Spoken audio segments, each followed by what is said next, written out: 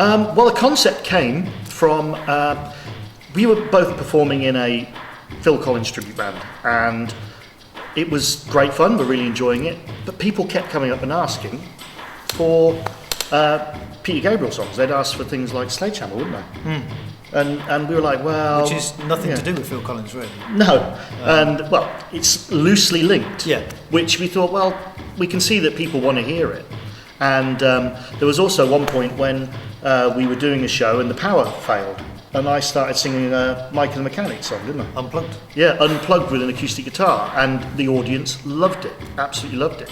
So we both started talking and thought, well, why don't we try and bring the whole concept together, all the things that are connected to Genesis. Yeah, and I remember years ago we were in a 5-piece as well, and we used to sit in the back of the van, didn't we, and sort of talk about, and maybe I think even we used to write a set list as well, about songs we'd like to play if we didn't have to play Tina Turner and all that kind of normal stuff you have to play in a covers band. And it would always involve Peter Gabriel, Genesis, Phil Collins. So we knew we'd like to try something like that a long time ago, but we never did anything about it until now. Yeah, and we just feel that we've got so many hits to pick from. Yeah, so many that people will want to hear. It just, you think it's going to be so much fun for us, and I think amazing fun for the audience as well, because they're going to know every single song really well.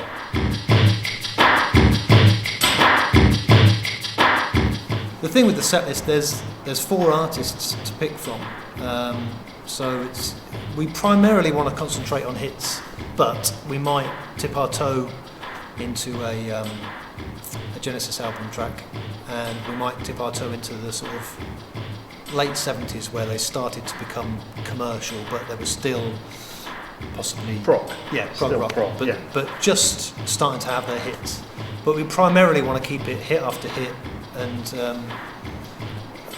there are a lot of ballads, but we want to keep it up tempo and keep it fun, really. Yeah, I mean, when you look at the things like Sledgehammer, which is an iconic song, you look at Genesis tracks that are iconic, like Turn It On Again, Land of Confusion. Yeah, they're massive. And then you've got the obvious Phil Collins songs, which people do love, and then when you move on to Mike and Mechanics, the songs they've brought out are just phenomenal. Yeah, and they've had worldwide hits. Yeah, them alone.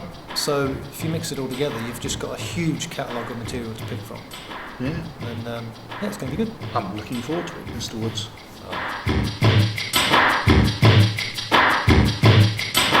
Obviously, there's a lot of tribute bands out there. There's a lot of Phil Collins specifically, a lot of Genesis tribute bands, and you think, well, how are we going to stand out from that?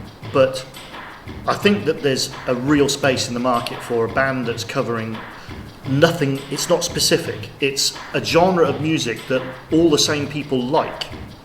That it's so wide that I think we can really capture a good audience. And we're not just Genesis, we're not just Phil Collins, we're not just Peter Gabriel, we're not just Mike and the Mechanics, but we're taking this vast audience, I think, and it could be really good. Yeah, I mean, there's loads of Genesis tributes who do all the old prog rock stuff, and there's a few Phil Collins tributes, and I only know of one Peter Gabriel show, but I've never seen them advertising to do gigs, and I don't know of any Mike and Mechanics. So I think, as we've said, I think there is a gap for something that links them all together.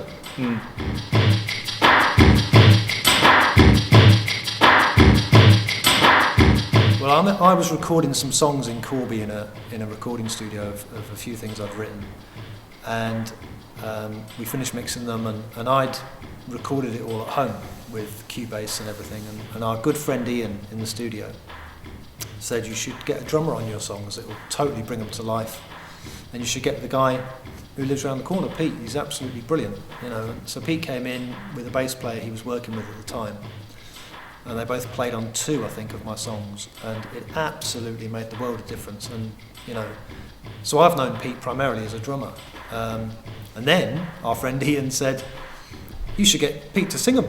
Pete's a great singer. And I thought, really? A drummer?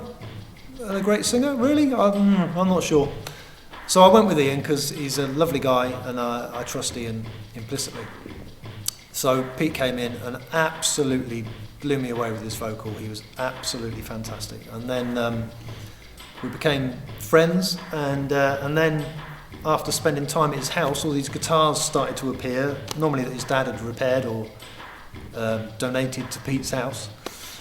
And I could tell he could play a bit of guitar, and I thought, oh, blimey, he's a drummer, he can sing, he can play guitar.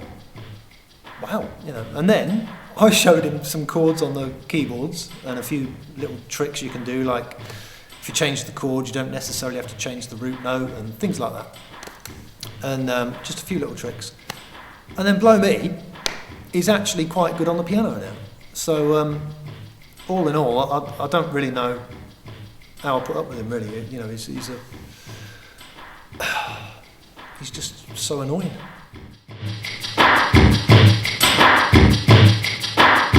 Well, I first met Chris.